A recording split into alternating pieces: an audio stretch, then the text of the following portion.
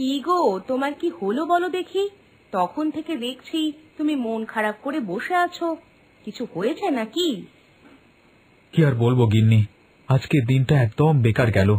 ভবিষ্যতে আমাদের যে কি হবে ভাবতে পারছি না। কেন হঠাৎ এরকম কথা বলছো কেন? কারখানায় কিছু হয়েছে নাকি? আমাদের কারখানায় নতুন বাবু এসেছে, সে এসেই আমাদের উপর এক প্রকার জোর জুলুম শুরু করে দিয়েছে। তার মানে?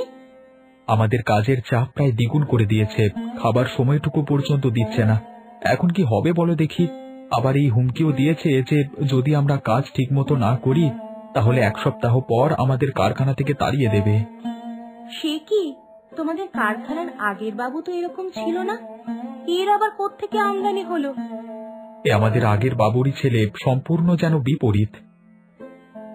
ও, যখন এরকম কথা বলে দিয়েছে তাহলে তুমি এটা জেনে রাখো, তোমাদের উঠতে বসতে কথা শোনাবে তোমাদের এই বাবু। কারখানার পরিবেশ কেমন যেন বিষাক্ত হয়ে গেছে, একদম কাজ করতে আর ভালো লাগছে না। এখন কি করা যায় বলো তো? আমাদের কিছুদিনের মধ্যে একটা ব্যবস্থা করতে হবে, না হলে তোমাদের কারখানার বাবুর যা মতিগতি, হুট করে তাড়িয়ে দিলে তখন আর কিচ্ছু করবার থাকবে না। কিন্তু কি করবে সেটাই তো হলো চিন্তা। আমাদের তো কোনো কৃষি জমিও নেই যে কৃষিকাজ করে চালাবো। আমাকে আজকের দিনটা একটু ভাবতে দাও। আমাদের অন্য একটা ব্যবসা করতে হবে জানো, যাতে মাথায় কোনো চিন্তা না থাকে।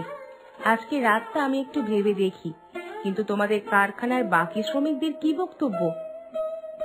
রতনকেও এই একই হুমকি দিয়েছে। বাকি শ্রমিকেরা ভয়ে কিছু বলতে পারবে না। তারা যদি মাস শেষে টাকা ইনকাম করতে না পারে তাহলে না খেতে পেয়ে মারা যাবে। তোমার নতুন বাবু ইচ্ছাকৃতভাবে এই কাণ্ড ঘটাচ্ছে। আসলে শ্রমিকদেরকে একই টাকা দিয়ে বেশি বেশি কাজ করাতে চাইছে, সেটা একদমই বেআইনি। কিন্তু কি আর করা যায়, একা তো আর কিছু বলা যাবে না। তুমি একটা নতুন কিছু ভাবো গিন্নি, আমার মাথায় কিছুই আসছে না।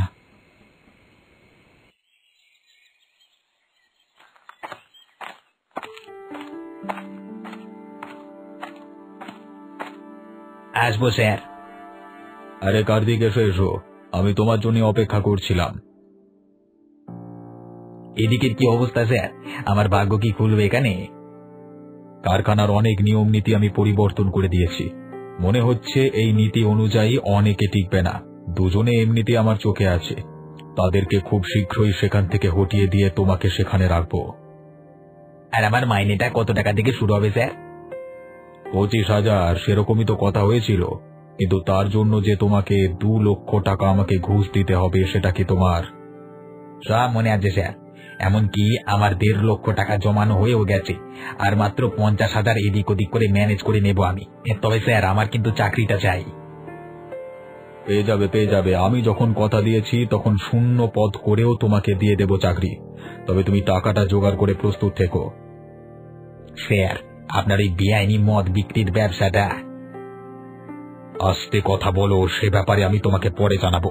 সেসব চলবে এই ফ্যাক্টরির অন্দরে। সেই জন্যই তো বাবার হাত থেকে আমি এই পদটা ছিনিয়ে নিলাম। এখন শুধু সময়ের অপেক্ষা। কোটিপতি হতে বেশি দিন সময় লাগবে না আমাদের।